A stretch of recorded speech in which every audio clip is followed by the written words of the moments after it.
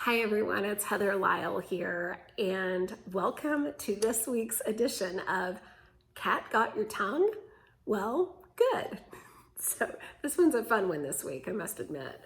I've been sitting here in my living room watching a sappy Hallmark movie, and yes, I know how they all end, but my daughter just loves watching these, and so you get sucked into Hallmark, right?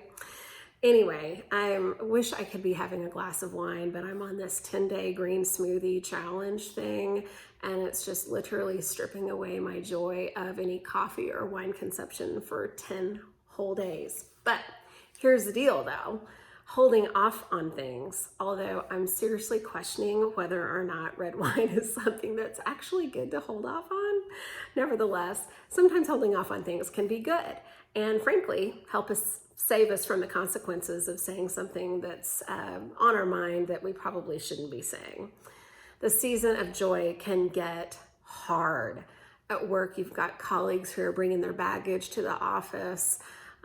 We all have burdens that we are carrying, and the holidays definitely exacerbate things. Feelings are amplified, anxiety is ever present. The struggle is so real, y'all. At home, my kids are literally bouncing off the walls, so excited for a week off at Thanksgiving. I just have to apologize to teachers right now. I actually ran into Miss Basinger, Vance's, my 7-year-old's teacher at Walmart. And I actually asked her what was her favorite wine to drink. She's a Pinot Grigio girl. So I'm gonna have to find a really good bottle of Pinot Grigio. So if anybody has any recommendations, please leave them in the comments, okay? Anyway, feelings are just amplified, anxiety is ever present. Everything is crazy, right, this time of year. And to boot, I'm tired. No, actually, I'm exhausted. I'm exhausted. I'm just slap happy at this point. So this talk of holding off or biting your tongue can be super hard when your nerves are just absolutely shot. So what do you do to bite your tongue and keep your cool? Let me first say that I'm a tell it how it is kind of a girl in the first place. My mom would tell you that I've always been the girl who's been vocal about, just about probably everything. Mom, I'm sure you're laughing right now, but it's just how I'm hardwired.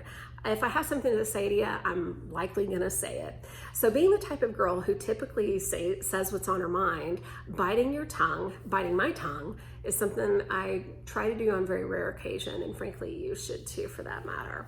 That being said, I also know that when we get upset, the amygdala in our brain, otherwise known as the lizard brain, takes over and fight, flight, or freeze becomes your primary driver. It's been scientifically proven that it can take up to 30 minutes for you to calm down once your amygdala has been triggered. So when you're not processing with your prefrontal cortex and you don't have logical and rational thinking going on, you can get into some trouble.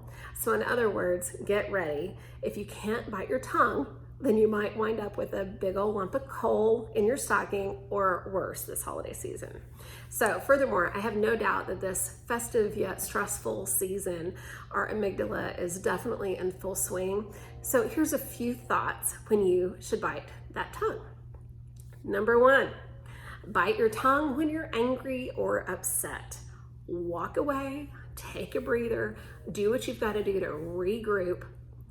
It won't do you or anyone else any good to say what's on your mind when you feel like you could kick the trash can.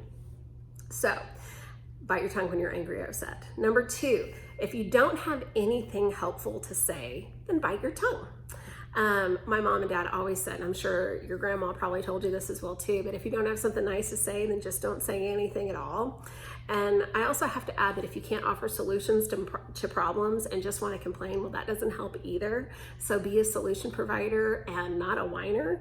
And in this world of adulting that we love so much, if you don't have something productive to offer and to say, then that might be a time to bite your tongue, right? Number 3, as the holidays approach us and all of the fun office parties as well too, be mindful of your alcohol consumption. You've heard this before, but let me repeat, getting drunk at office parties is not cool. And it's often a recipe for disaster. So alcohol triggers, of course, all sorts of destructive comments that could wind up getting you fired. I know that we've all heard horror stories. or witness personally, I know I have, about those liquored up colleagues that we see having a really good time at the party and think, oh my gosh, someone needs to stop them now. So just don't do it. Control yourself at the office party and you'll thank yourself later for doing so. Number 4, bite your tongue when others start to gossip and then walk away from it. This has bad written all over it. Don't be that person. It always ends up bad, never ends well. So there you have it, my 4 things that you should do to bite your tongue when you're in the heat of the moment. Have a wonderful week this week. Thank you so much for joining me on this kind of lighthearted episode. Anyway, until next week, thank you everybody. Bye.